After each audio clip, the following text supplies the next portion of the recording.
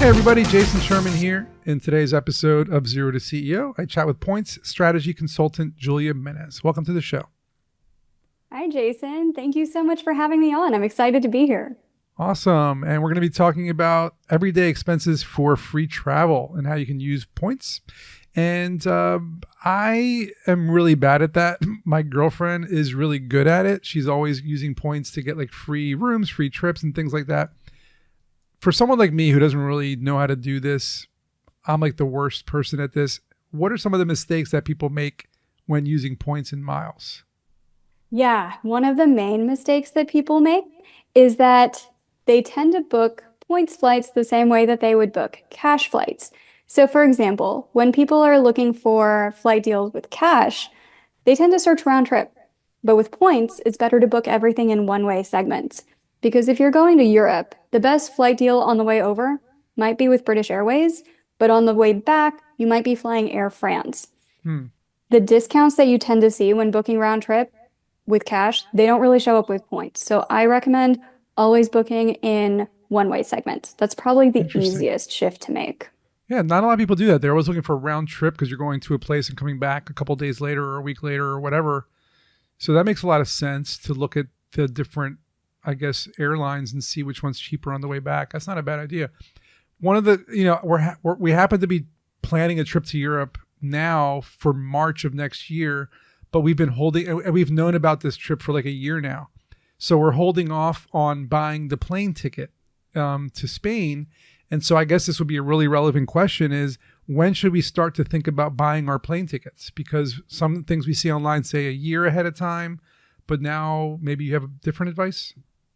If you want to use points for your tickets, I recommend booking as far in advance as possible. So 10 or 11 months out, as soon as the calendar opens, especially if you're booking for a family or large group, try to get it booked ASAP. Because the longer you wait, the fewer and fewer award seats are going to be available on the flight. Each airplane only has so many available, especially if you want to fly in business or first class. That I being wish. said, that being said, if you are a solo traveler and you are pretty okay with doing spontaneous trips, you might find some last minute flights as well. Because Okay. everybody who booked back 10 or 11 months ago, some of those people will probably say, oh, I jumped on a good deal when it was available, but now I can't take the trip.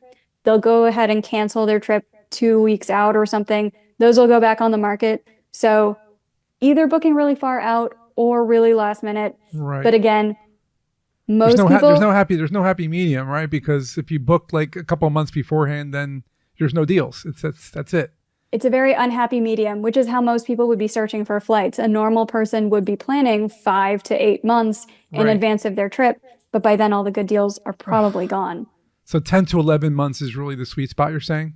Yeah, as soon as you see flights becoming available, if you see something you like, I'd go ahead and book it if you're Just book using it. points. Okay.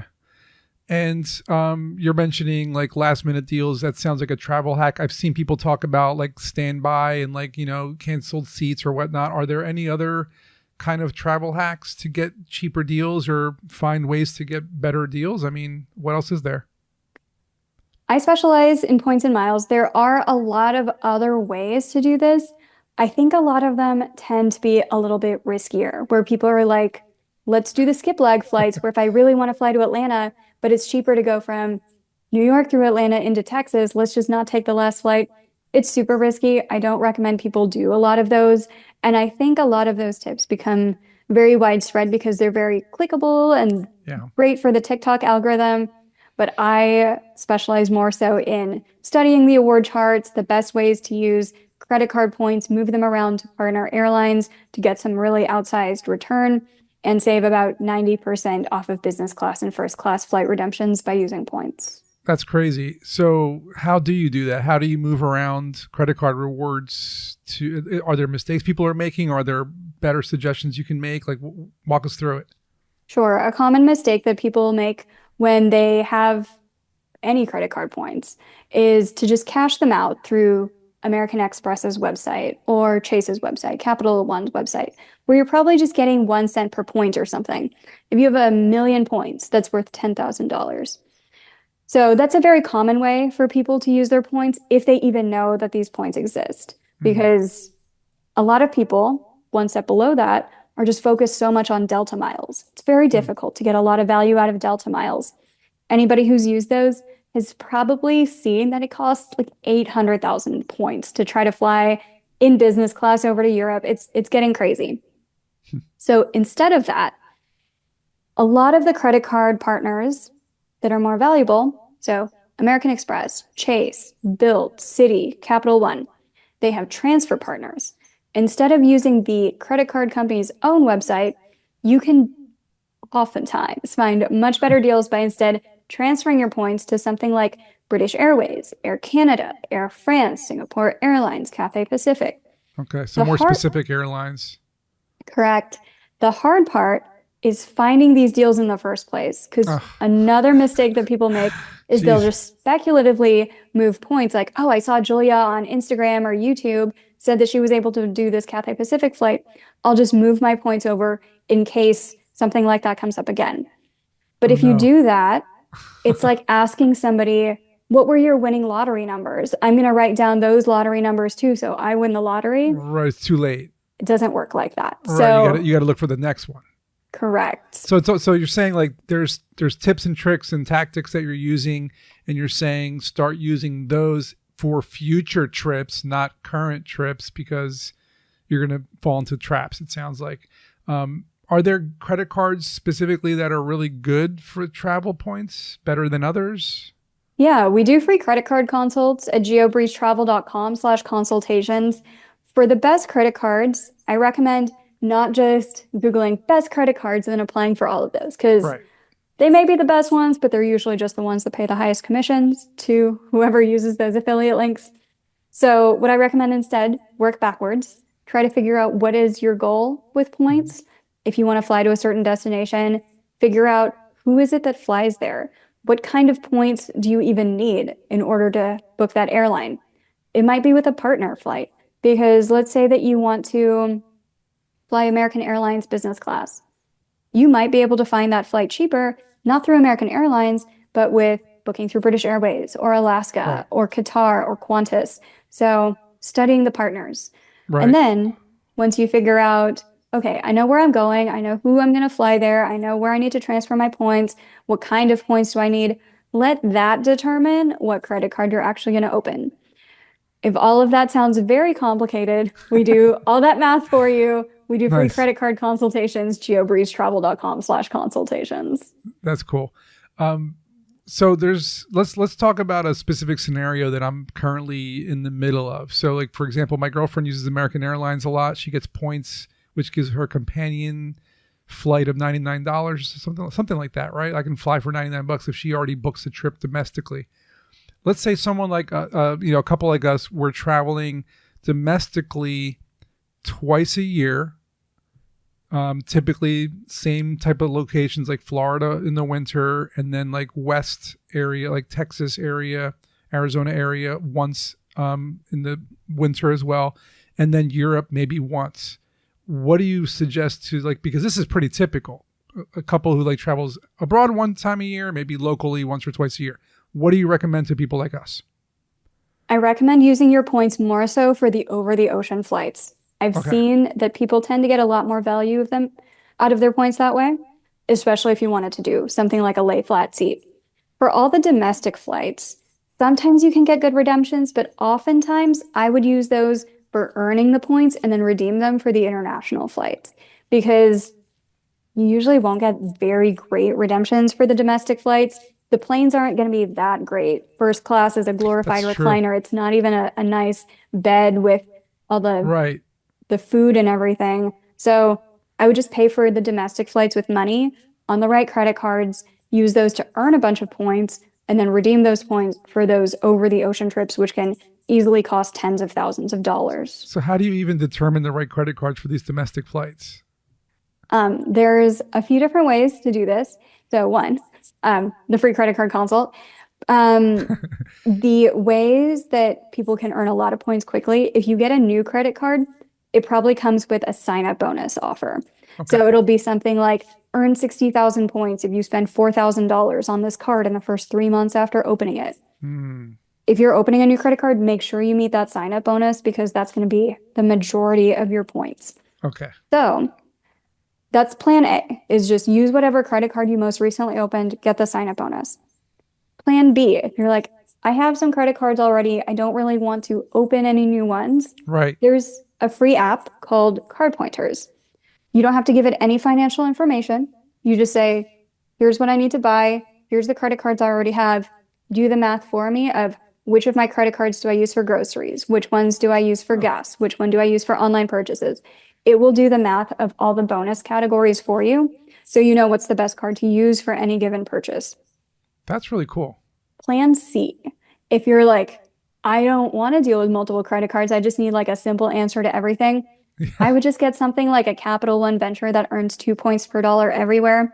Okay. Simplify your life on the earning side and then focus more on researching what's the best way to transfer around these Capital One miles, and we can help you with that as well. All that sounds great. You definitely are knowledgeable. You guys are going to have to reach out to her. So, what if people don't travel often? Because I have friends that I've talked to about this before. It's ironically, but they're like, "Oh yeah, I was planning on doing the points thing, but I might travel like once every other year." What do you tell people like that?